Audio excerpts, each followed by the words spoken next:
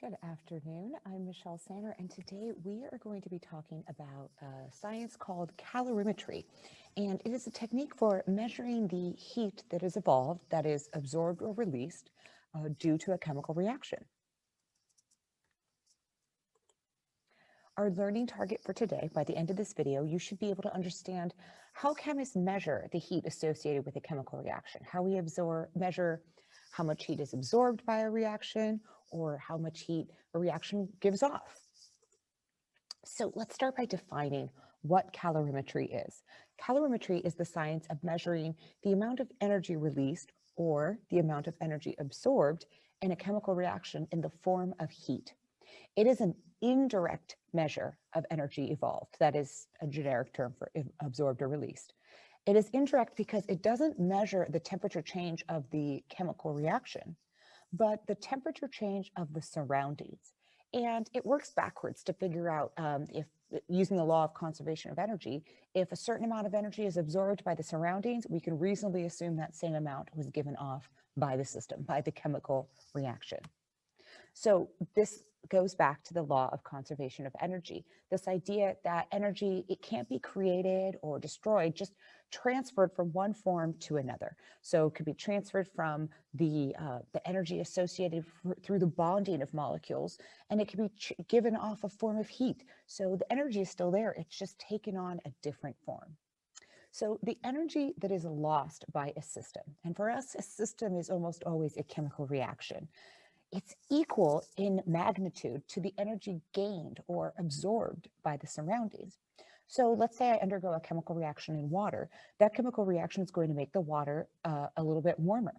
And that energy absorbed by the water will be equal to the energy given off by the system, by the chemical reaction.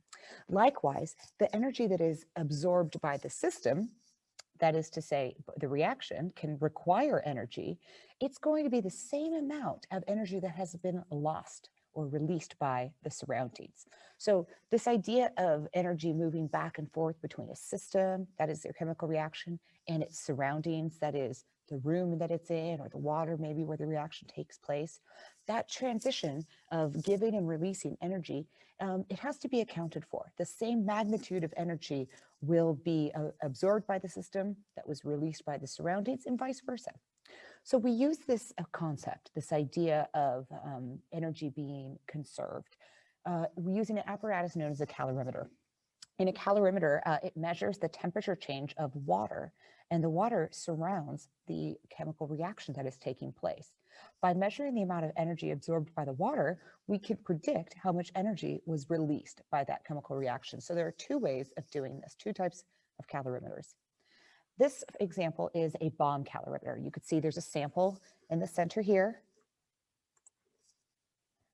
It is ignited, and then the water that is outside of the sample vessel, the bomb cell, starts to get warmer. We measure the temperature change of that water, and we can work backwards using a specific type of chemical equation to determine how much energy was stored in the bonds of that sample. So this is a bomb calorimeter. Here is a link for that image. So this is best for gases because it is enclosed.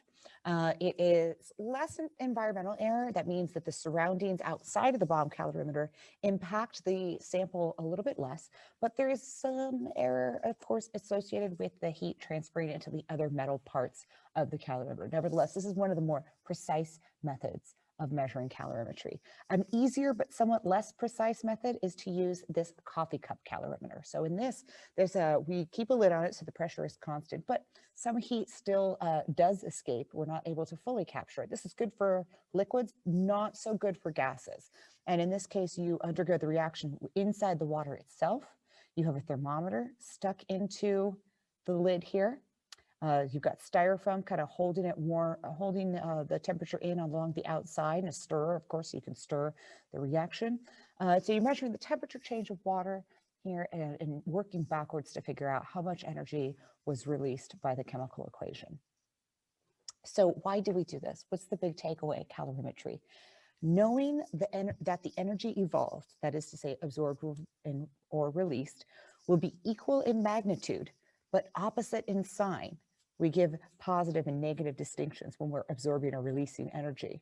As the energy evolved by the surroundings, we can combine our skills of calculating enthalpy, that is to say, the energy change in a reaction, and the specific heat capacity of various substances to determine the energy evolved from a system.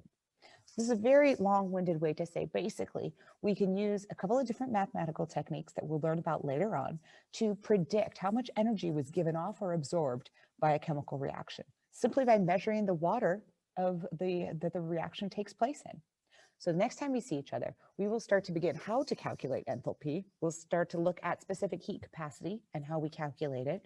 And we'll put all of this together with our knowledge of calorimetry to figure out how to predict the amount of energy that a chemical reaction might release. I hope you're doing well and have a great day, and I'll see you soon.